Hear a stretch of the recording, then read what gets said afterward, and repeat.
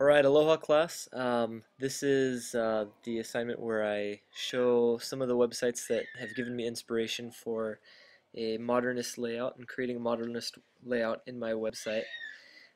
First off, there are four categories that give a website the visual credibility and also the credibility for the content. And so I'm going to kind of point those out in these 10 examples that I give, and give the examples of a modernist layout as well.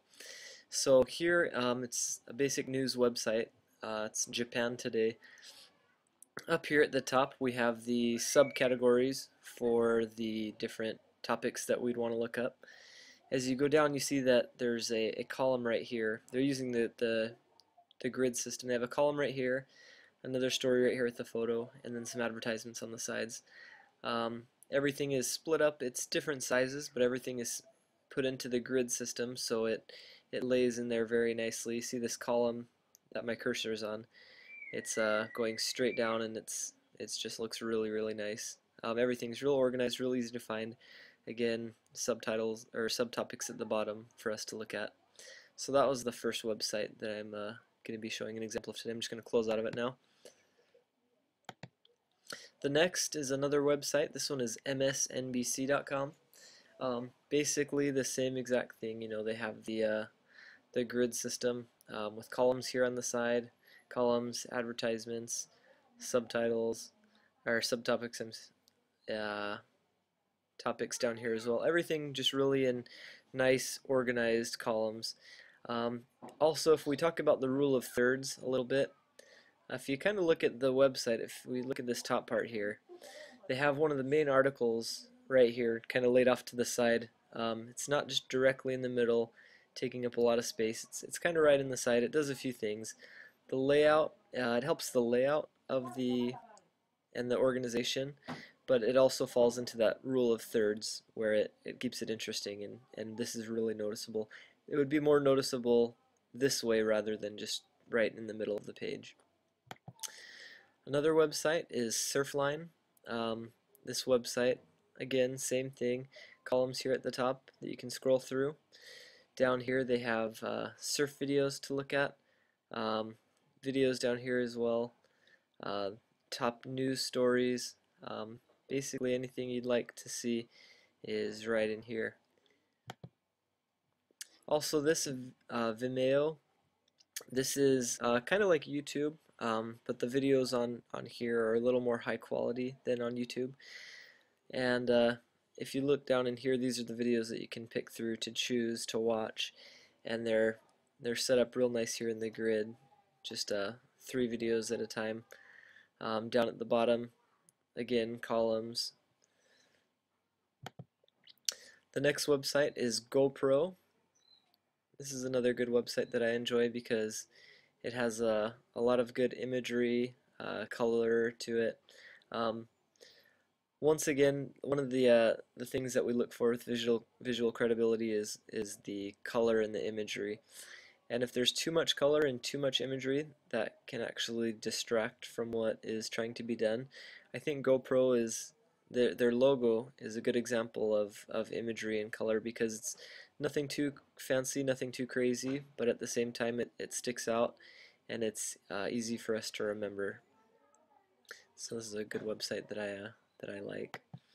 I think that's actually my style as well, is creating imagery and and the layout where it's noticeable but nothing too fancy. I really like that in websites.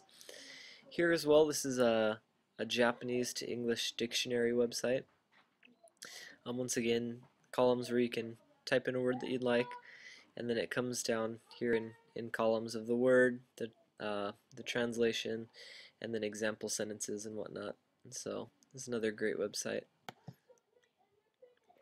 The LDS.org website, again, another example of just really good organization, really good imagery. I like the colors that they have here, just really soft tone colors, and also the font, the typography is. If you look at the font here, it's not the same font as maybe the last Surfline website we were looking at, we're not trying to only advertise to a young crowd here. This is going to everybody, so it's a really it's really an easy website to read and look over. Um, I think people of all ages and of all backgrounds can look at this website and respect it and have a just have an easy time understanding what's going on. All right, just 3 more websites. This is a online shopping website where you can buy clothes. Um, this website too, the imagery is great. Have the image of the products that you'd like to sell, and then again organized in columns on the side and on the bottom. Apple. This is another good website. Again, some of these websites are more directed towards the younger crowd, but as the LDS website, or as this Apple website, it's really directed to anybody who is interested in buying Apple products, and so it's really easy to understand. Store, Mac, iPod, iPhone. Basically, you just click where you want to go. Let's see, iPad, for example. iPad, really nice font. It's kind of a catchy font, but it's nothing too fancy. A lot of good pictures, a lot of good imagery. Again, right here, 3 columns, 2 columns, smaller columns on the bottom. Just a perfect example of the grid system. My last and 10th website that I gained inspiration from is Clark Little Photography.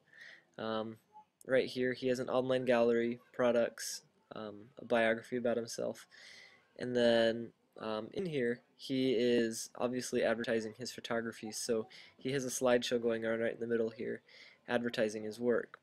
And what I really like about it is that in his slideshow, pictures come up like this, and his pictures follow the rule of thirds, with most of his images lying in that grid system that we've talked about earlier.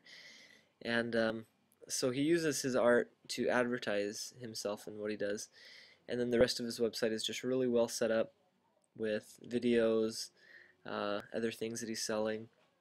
He has the, other content here like Facebook, Twitter, Google+, just so that people who respect art and great photography can look at his website. But then again, he stays connected with the younger generations that use things like Facebook and Twitter. So it's just a great example of using good layout, a great way to use the grid system and everything that we've been learning in class, and put it into real life. He's using this to advertise his business and his photography, and so it's a good example for not only me but for everybody that the principles that we're learning now can really help us in our life, like it's helping Clark Little sell his photography. And I hope you learn from this video, and I hope you find websites that inspire yourself as well. Thank you.